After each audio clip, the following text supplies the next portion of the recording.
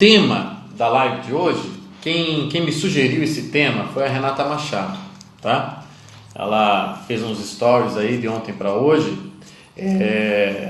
e aí conversou rapidinho comigo também por direct sobre esse assunto, e eu acho que vale a pena falar disso daqui, tá? Então, quem mais chegou aqui? Lilian tá por aqui, Sassá, Campinas, São Paulo. Deixa eu falar uma coisa para vocês. É possível, atenção, é possível que eu esteja em São Paulo no final de novembro ou início de dezembro. Então, olha só, ou na última segunda-feira de novembro ou na primeira segunda-feira de dezembro, tá bem? É possível que eu esteja em São Paulo para um curso. Estou fazendo esse curso aí no Rio, dia 16 de novembro, e aí é possível que tenha algo parecido em São Paulo, tá? Então, o pessoal de São Paulo, Campinas, região, Santos, já vai pensando e vai se programando para a gente se encontrar, tá bem? Vamos lá então, vamos para o tema da live? Olha só, eu queria falar um pouco sobre perspectiva da vida, tá? Eu queria falar um pouco sobre que diferença existe entre uma pessoa, por exemplo, que é religiosa e uma pessoa que não é religiosa, um ateu, tá? Um ateu, um agnóstico e um religioso, seja ele cristão, seja ele muçulmano, seja ele, enfim, judeu, tá? As três grandes religiões.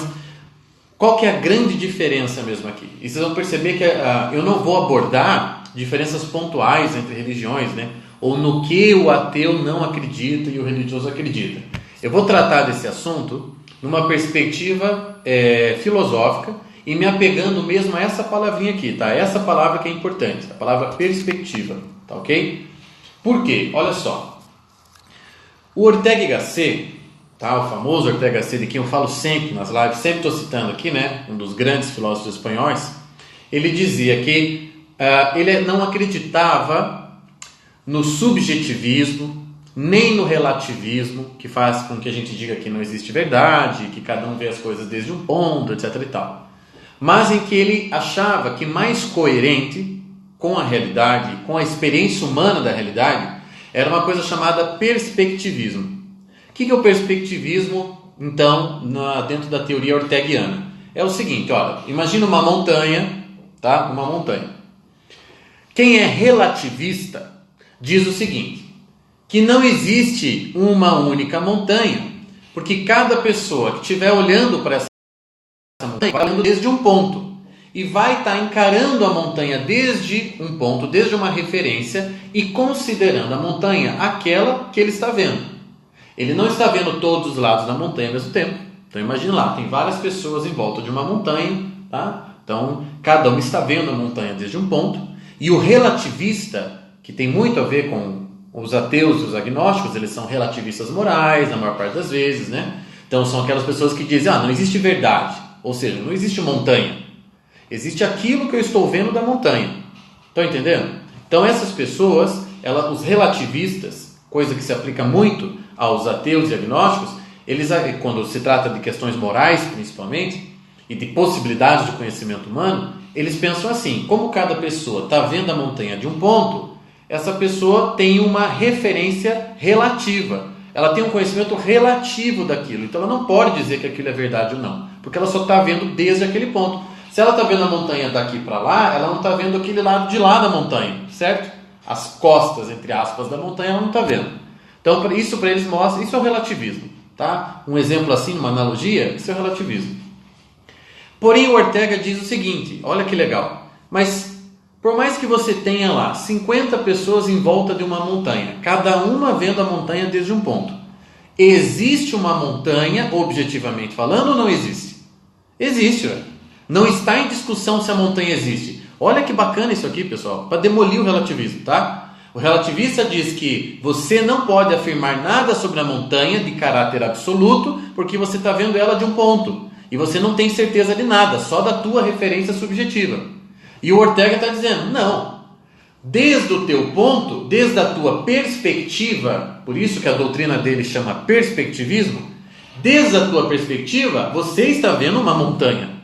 Você não está vendo todos os lados da montanha, você não está vendo, você não está conseguindo ver o perímetro inteiro dela ao mesmo tempo, Toda vez que você para olhá-la, você está olhando desde um ponto, porém, você está se referindo a uma montanha que existe, que é real, que é objetiva. Portanto, eu dizer que não consigo expressar a verdade inteira, não quer dizer que a verdade não exista. Está entendendo? A montanha está lá. O problema de eu não conseguir expressá-la ou circundá-la ao mesmo tempo, olhando todos os lados dela ao mesmo tempo, faz de mim um ser limitado, mas não invalida o fato de que a montanha está lá, objetivamente. Então, a verdade, sim, existe.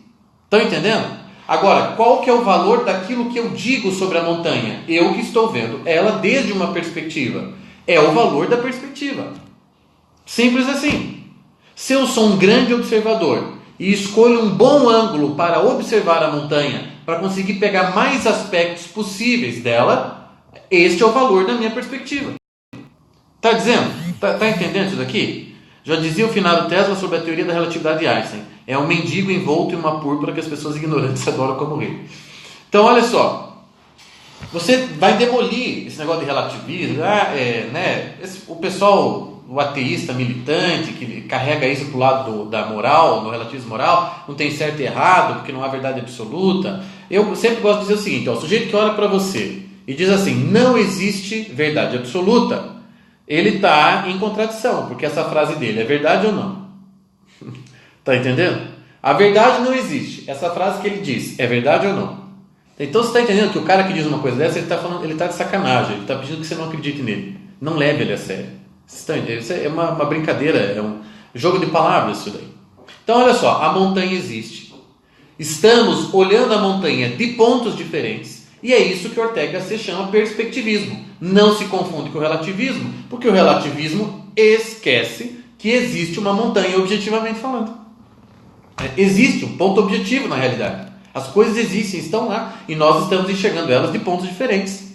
Agora, o que é que o cu tem a ver com as calças? Porque eu falei no início da live que eu ia falar de ateísmo e religiosidade. Então, onde é que isso aqui entra? Olha, para pensar o seguinte.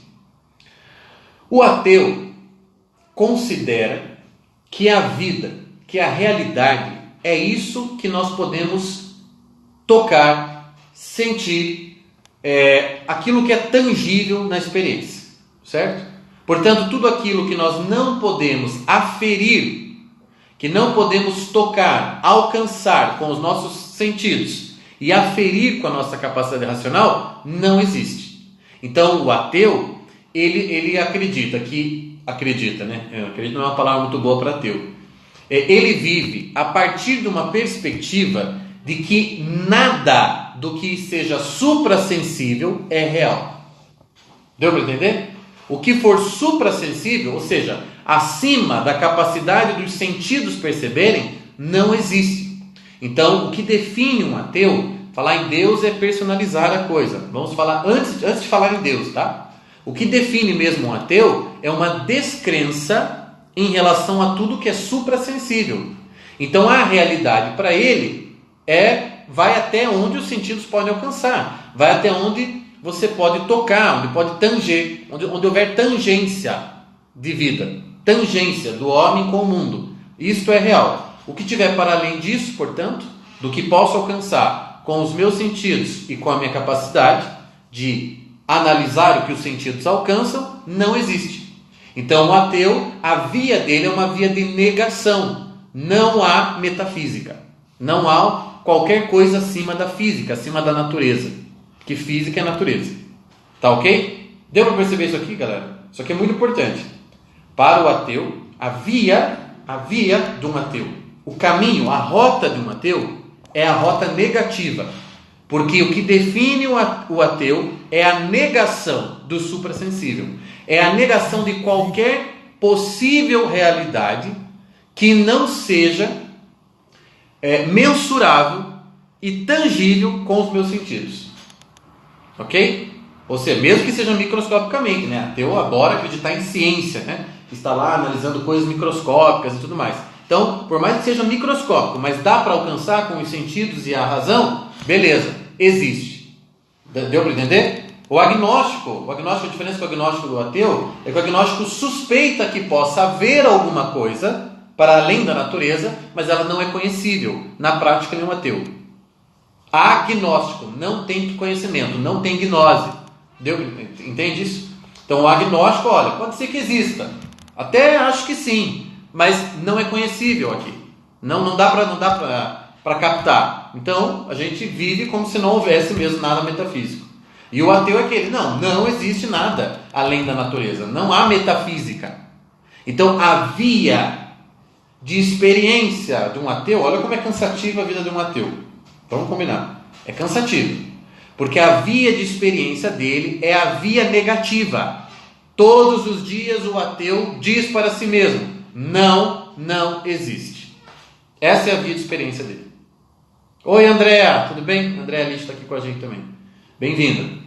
Então, olha só, isso é muito legal de você estabelecer a comparação. Tiago, você está comendo. Eu acho, Tiago, que você vai querer dizer aí que ser religioso é melhor, que o cara que é religioso é melhor que o ateu. Sim, é bem isso que eu vou querer dizer, que é melhor mesmo. Objetivamente falando, é melhor. Mas existem ateus que são bons, claro que existem. Os religiosos são maus e ruins, claro que existem. A gente está falando aqui, num outro plano, um plano intelectual, estou tentando explicar as duas coisas para vocês. Então, resumindo, o ateu, e esse cara mesmo ateu, praticante, a via dele, o caminho de vida dele é o caminho da negação. Não existe nada além do mundo sensível. Beleza?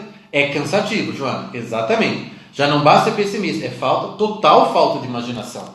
Porque só existe o que meus olhos alcançam. Mas olha que falta de imaginação. Como a realidade seria previsível e chata, não é verdade? O que define um religioso? Bom, o que define um cara religioso, um crente, vamos falar melhor um crente, né? Religioso já leva a uma prática de alguma religião. Vamos falar um crente. O que define um crente é que ele considera que a realidade é tudo isto. É o mundo sensível e ultrassensível. É o que eu posso alcançar com os sentidos e o que eu não posso alcançar com os sentidos. Mas que o fato de eu não alcançar com os sentidos não invalida a sua existência. Estão lembrando da montanha? O fato de eu não conseguir ver a montanha de todos os lados ao mesmo tempo não invalida o fato de que existe uma montanha, objetivamente falando. Olha só que bacana isso aqui. O cara que é crente é um cara que não corta a realidade, não fragmenta ela, ficando só com a parte que ele pode conhecer, porque alcança com os sentidos e a razão. Ele aceita, olha a via do religioso como é oposta do ateu. Ele aceita que existe, mesmo que ele não possa conhecer. Que existe, mesmo que ele só possa conhecer uma parte. Ele aceita, mesmo que o que está para além do sensível seja, entre aspas, misterioso. Essa é a perspectiva do crente. Então as duas vias são opostas mesmo. A via do ateu é da negação. Não existe. A via do religioso ou crente é sim, existe. Você pode provar, você pode dizer a montanha, todos os aspectos da montanha do tempo? Não posso. Não posso. Mas isso não invalida a existência da montanha, caralho. Eu estou vendo ela de um ponto. E onde é que entra a religião nessa história? A religião é o seguinte: ela é fruto de uma grande sabedoria e de revelação, porque quem é religioso sabe que todas as grandes religiões são fruto de revelação de Deus para os homens. Ela é um conjunto de conhecimentos que se tem a respeito da totalidade da montanha, que eu individualmente, como humano, não tenho como acessar. Eu sozinho não tenho como ter aquele conhecimento. Mas as grandes religiões, através das revelações, ao longo da história de cada uma delas, a história sagrada de cada uma delas, elas souberam da montanha inteira e traduziram isso nos seus dogmas de fé. É como se no conjunto de dogmas de cada uma dessas grandes religiões, islamismo, cristianismo e judaísmo, por exemplo, cada uma, no conjunto do que ela apresenta, do que ela oferece para o seu fiel, para que ele agarre e tome para si, ela tivesse, nós temos um desenho da montanha inteira, e nós conseguimos expressar isso porque nós usamos uma linguagem que não é essa linguagem pequena, científica, lógico-matemática, mas é a linguagem religiosa, que é cheia de mito, de símbolo, de uma série de coisas, Por isso nós damos conta da montanha. E você, que é um ser humano, um únicozinho, que só consegue ver a montanha desde um ponto, pode ser abarcado por essa visão, pode ser abarcado por essa perspectiva de totalidade. Está entendendo? Nessa metáfora, o que assegura que a montanha seja exatamente o Deus dos cristãos. Esse é outro problema, tá, Rayane? Super legal a tua pergunta, mas eu teria que fazer uma outra live para falar da unidade transcendental das religiões. Onde é que cristianismo, islamismo e judaísmo se encontram? Porque eles se encontram. E eles partem de uma mesma premissa. Posso até adiantar uma coisa aqui. Você junta lá o muçulmano, o cristão e o judeu, eles concordam numa coisa de cara, tá? A metafísica existe, ou seja, existem realidades suprassensíveis, e isso tudo é fruto de uma criação. Isso é fruto de uma inteligência superior que quis que as coisas acontecessem.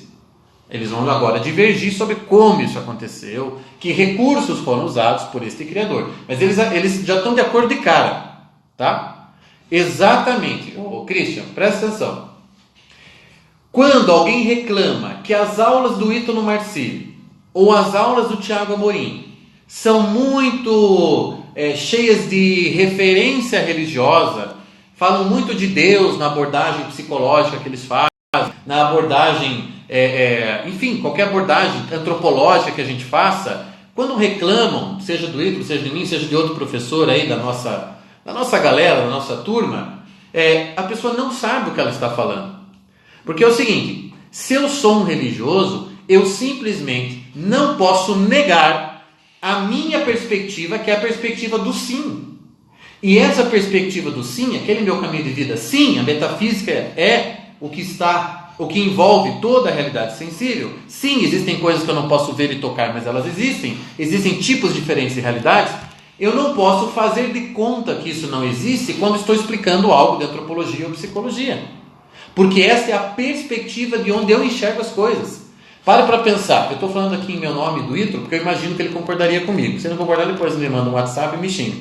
Mas olha, quando eu e o Ítalo estamos olhando a montanha, nós não estamos olhando a montanha apenas com o que nós, individualmente limitados, conseguimos enxergar da montanha.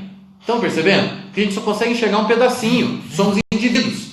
Mas nós dois, porque somos crentes, tá? Não somos aqui exemplo de religiosidade, nem nada disso. Não, somos crentes. Admitimos um Deus, admitimos que isso aqui tudo é fruto da criação, da vontade criadora, etc. Né? Do ser inteligente e por aí fora.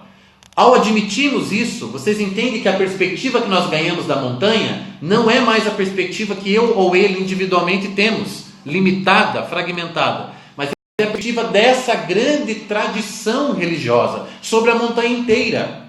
Então, quando eu vou falar sobre homem nos meus cursos de antropologia filosófica, eu não tenho como simplesmente apagar da minha cabeça toda a perspectiva na qual eu mergulhei, da qual eu me nutri, e que abriu espaços dentro de mim, ampliou a minha vida por dentro, e não o contrário, não me fechou. Quando a pessoa diz, aquele fulano é religioso, ele é muito mente fechada, meu Deus, que estupidez gigantesca! É o oposto. O cara que é ateu é que tem mente fechada, porque ele vive a via da negação. Não existe, não existe. Ele não consegue conviver com a hipótese de que exista. Você está entendendo? Porque se ele conviver por um minuto com a hipótese de que exista, todo o universozinho previsível e matemático dele vai ruir. Vocês estão entendendo? Vai ruir aquilo. Isso é gente jeca. Claro que a religião faz parte da sua vida, mas é bússola de vocês. Isso mesmo, isso chama-se... Exato, é uma coerência, né? Então, olha, o Julián Marías escreveu um livro, um dos últimos livros do Julián Marías, que se chama A Perspectiva Cristã, que ele aprofunda a questão do perspectivismo do Ortega, e ele diz, olha, o cristianismo é uma perspectiva da vida. Como é que você vai pedir de um professor que é cristão, que quando ele for explicar um conceito de psicologia, alguma questão psicológica, ele recorte tudo, tire de dentro dele tudo que ele sabe do cristianismo? Não tem como, porque o cristianismo é uma forma de enxergar o mundo, é uma forma de enxergar a montanha, e não pedaços dela, mas a totalidade da montanha, porque isso é o que define uma grande tradição religiosa. Ela sabe expressar poeticamente a totalidade da montanha, e não pedacinhos dela, como faz a ciência. A ciência só pode falar de um pedaço de cada vez. Por isso que tem matemática, tem química, tem física, tem medicina, tem psicologia, porque cada uma está falando de um pedacinho da realidade. E elas só podem se referir a pedaço. Agora, se você está diante de um professor, de um palestrante, de um formador que é religioso, que é crente, olha, aproveite. Você não precisa tomar a religião dele para você. Você não precisa fazer uma confissão de fé igual a dele no final do curso. Mas aproveite, cara, porque é o seguinte, ele tem uma visão ampla da vida e não fechada, é o contrário. Vocês estão entendendo? Não é antiético, tá? Mas é que teve gente que andou se incomodando, tá? Por isso que eu estou aproveitando para explicar isso aqui. Então, você está entendendo? Eu não tenho como falar de ser humano, como falar de vida, como falar de sentido, como falar de vocação, deixando de lado tudo o que a perspectiva cristã da realidade me deu. Sou eu que estou mergulhado nela e não o contrário. Não é a perspectiva cristã que está dentro de mim, eu estou na perspectiva cristã, porque ela é muito maior do que eu. Se me arranca isso, sobra o Tiago, indivíduo limitado, lá aquela miséria de ser vivo, olhando a montanha do pontinho da vida dele e só vendo aquele ponto. É o que sobra. Eu digo para vocês, não acreditem em nada do que esse Tiago tem para dizer. Não levem esse Tiago a sério. Vocês estão entendendo? O Tiago que vocês têm que levar a sério é o Tiago que está tomado de uma perspectiva abrangente da realidade. Que essa tradição religiosa extremamente confiável, porque está aí a história inteira para dizer isso, essa perspectiva dessa tradição, no meu caso é o cristianismo, olha só, é nela que você tem que confiar, não em mim.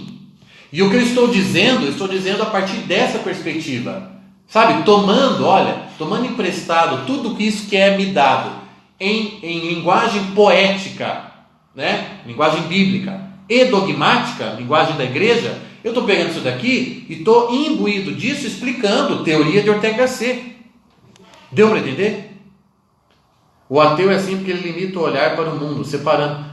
Eu não diria que ele separa intelecto de emoção, tá? Ele recorta a realidade.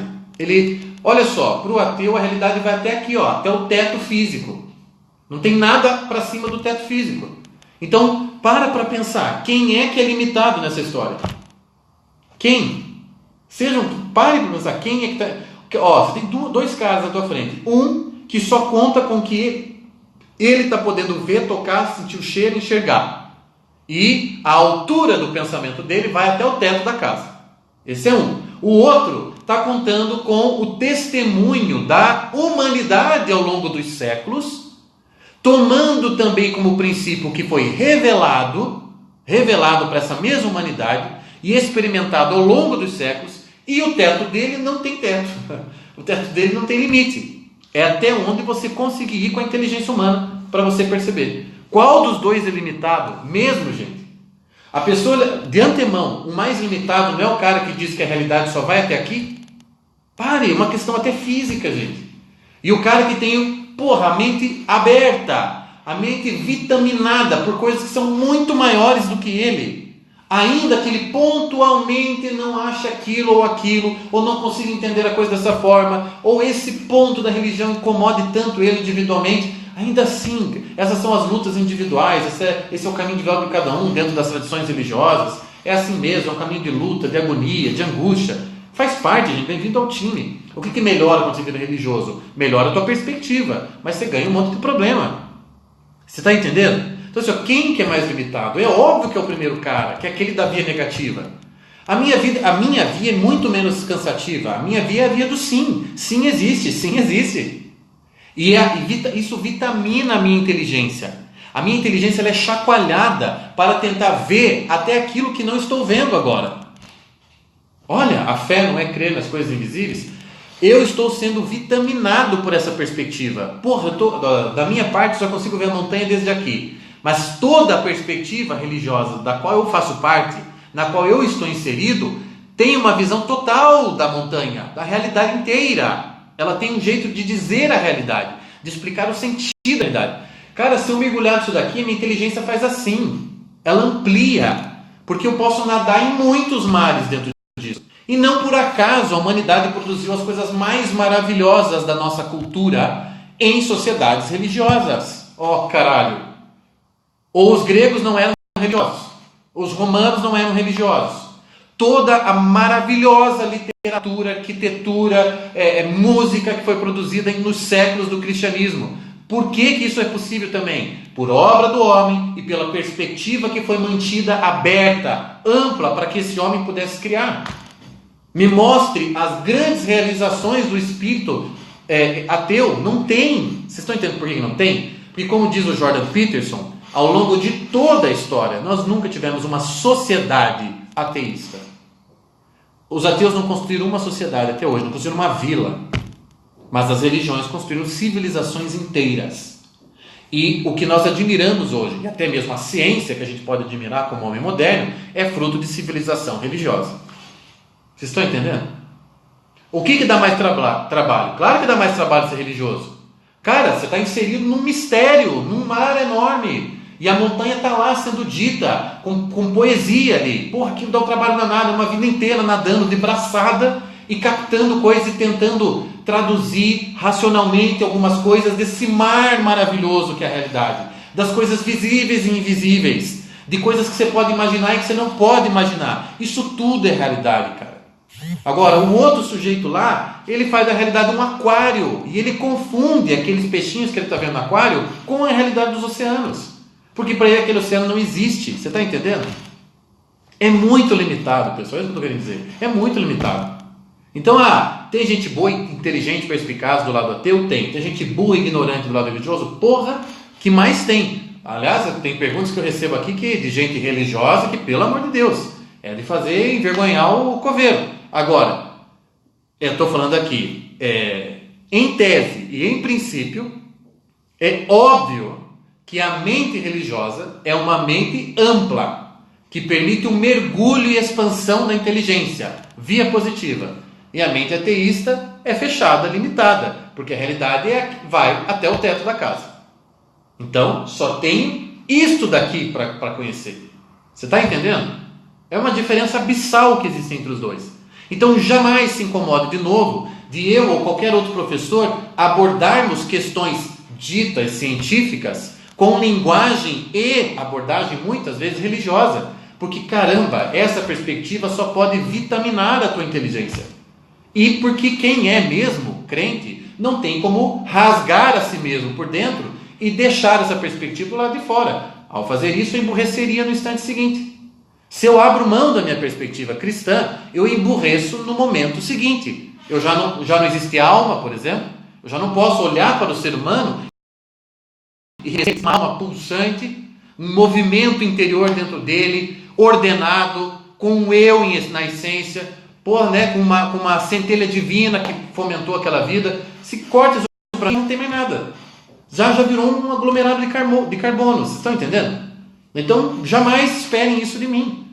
Não, um dia você vai me ver defender o aborto, porque cientificamente, porque isso, porque aquilo, porque os dados. Nunca. Você vai me ver bater em abortistas. Você vai me ver isso até o final. E eu dou surra física em abortistas, se for preciso. Essa gente tem que apanhar. Entendeu? Não, isso não é humano, gente. Pelo amor de Deus. E eu não posso ter outra abordagem do assunto. Vocês estão entendendo? Não posso ter outra abordagem. Isso faz parte. Essa perspectiva, ela cumula de identidade do meu ser. Este ser que caminha pela via positiva e não pela via negativa, que é tão cansativa do ateu.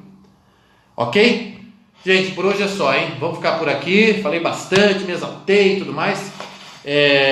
Amanhã tem mais. Olha só. Ganhou aqui, vai estar ganhando disparado a mudança de horário das lives. Tá ok? Não fazer mais às 18, fazer às 22 horas. Então vamos fazer o seguinte, vamos começar com isso amanhã.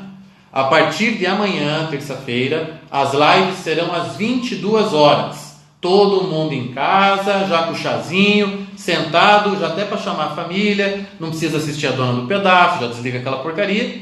E 22 horas nós estamos aqui, beleza? A partir de amanhã. Valeu, pessoal, obrigadão pela companhia mais uma vez, tá? Tchau, tchau e boa semana para todo mundo.